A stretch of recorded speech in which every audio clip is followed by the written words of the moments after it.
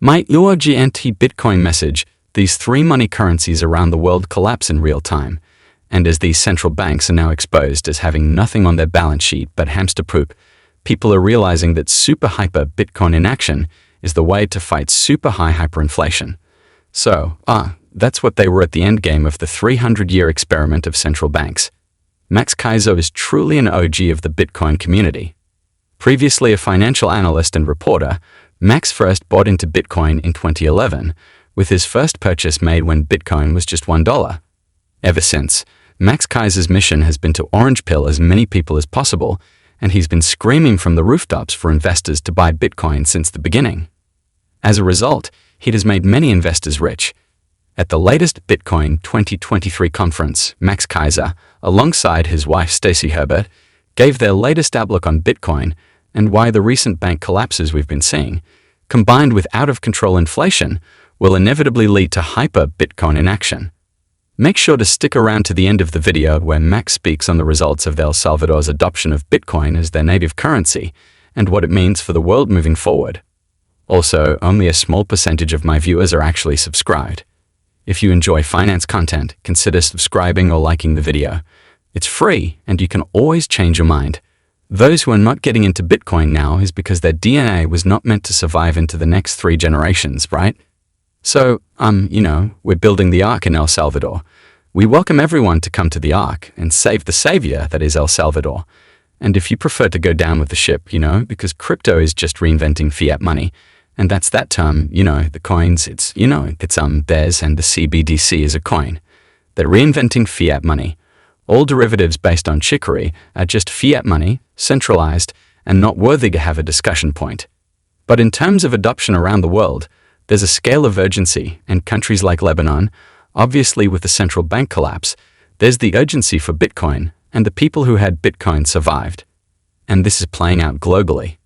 Here in the United States, there's less urgency because we are the empire. We are the world's reserve currency for the moment. But that'll be changing very quickly. The number of people joining BRACS is vastly faster than the number of people who want to join NATO. So we're entering into a BRACS versus NATO global bifurcated financial world, and the global south is scaling toward perfect money, that is Bitcoin. And we see that in El Salvador, and that's permeating in the region. So the Central American region will be hyper-Bitcoin in action, and then of course, Africa is going the way of Bitcoin for the same reason, because they've been left out of the 20th century. Telecommunications revolution that occurred, but they're going to leapfrog into the 21st century revolution with Bitcoin, and so the US and the UK are probably going to use an inelegant term that one who's into the farming industry might know, sucking hind tit. But I think it's also important to note that, as I said, El Salvador has the first mover advantage. We have the best and the brightest coming there. We have the best Bitcoin companies there. So, something like 80% of all volume every day is the trading pair of Bitcoin and Tether, right? And Tether are US dollar and Bitcoin. So that's it.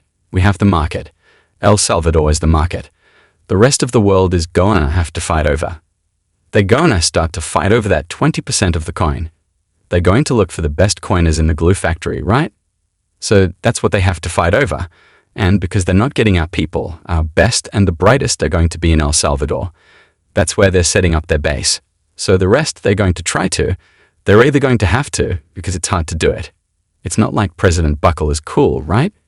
And he's popular, and he's charismatic, and he makes it look easy. But it's not easy. It's hard. Bitcoin is hard, and it's hard work. And you're seeing the results today as all these companies, like the likes of Jack Mallers and Fold, are coming to El Salvador.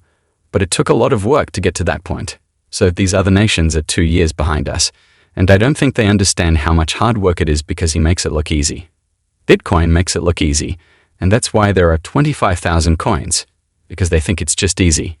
You just invent a blockchain, cryptography, like you use the same words, and then that's the magic. It's hard work, not just magic. The playbook essentially is making Bitcoin legal tender. Then the securities laws were introduced that would support Bitcoin as money, and everything else would be considered a security. So here in the United States, this is still a vague and gray area that's battling every day with the SEC and Gary Gensler. But in El Salvador, we've already made it clear that only Bitcoin is money, and everything else is a security. Then there's a new regulatory commission to help enforce those laws. There's the Bitcoin Office, which is a gateway into Bitcoin, as well as the Association of Bitcoin, which allows for Bitcoiner companies to make their way into El Salvador. So institutionally and structurally, there's now a playbook, and there's now things that you can do to mimic what's happening in El Salvador, and you too can have an economy that's growing strongly. Tourism is booming, and it's going to be probably the fastest growing economy in the world at this time next year. So there's Max Kaiser and Stacy Herbert on why they think hyper Bitcoin in action is coming, and it's coming fast, and they have some strong points. The sleuth banking collapses we have seen throughout 2023 have definitely shaken investors' confidence in the traditional financial system, and Bitcoin specifically is now being looked at as a safe haven asset or insurance policy.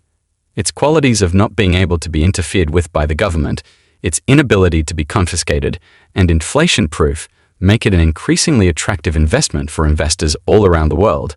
On top of this, more and more countries are looking at adopting it as their legal tender, following the lead of El Salvador.